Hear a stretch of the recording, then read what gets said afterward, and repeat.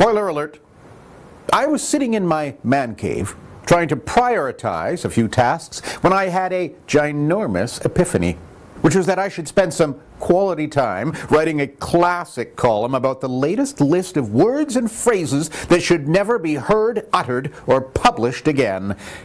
But don't worry, it's all good. Savvy listeners will have noticed that in a clever case of thinking outside the box, I've just used 8 separate expressions: spoiler alert, man cave, prioritize, ginormous, quality time, classic, it's all good, and thinking outside the box, that have, since 1975, been featured on Lake Superior State University's annual list of words to be banished from the Queen's English for misuse, overuse, and general uselessness. Think of it as a teachable moment, or maybe the new normal. Sorry, that's 2 more. In my humble opinion, 1992, the list is an epic 2011 and user-friendly 1984 achievement. Culled from nominations received mainly through the university's website, the list allows word watchers to rant and rave about examples of everyday speech that should never again see the light of day, a phrase which, rather surprisingly, has not yet been included on the list.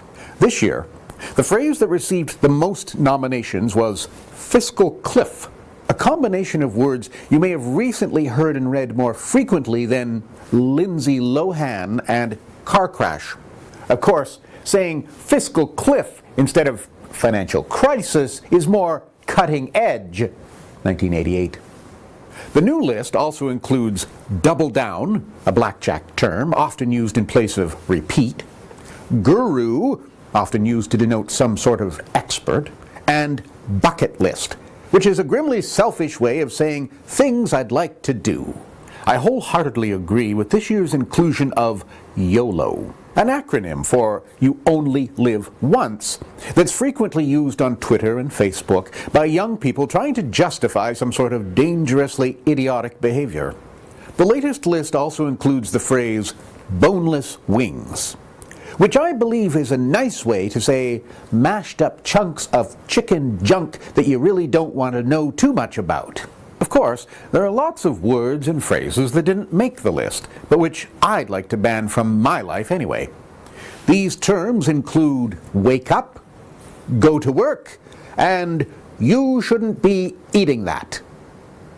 When it comes to language like that, I bet we're on the same page.